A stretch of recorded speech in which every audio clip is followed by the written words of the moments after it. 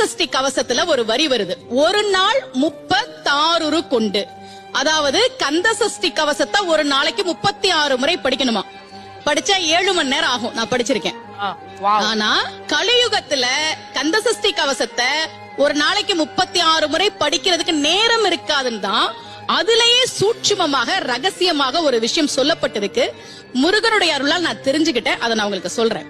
ரவண பவச ரரரரரரரா ரிவன பவச ரிரிரிரிரிரி, இதுக்கெல்லாம் என்ன அர்த்தம் நான் தேடி தேடி தேடி முருகன் அருளால் தெரிஞ்சுக்கிட்டேன். சரவண பவ முருகனுக்கான மந்திரம். இத 6 முறை சொல்லணும்.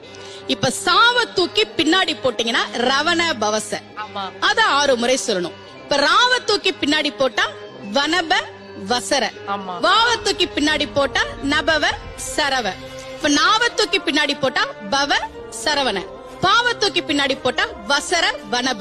ஒன்னொன்னையும்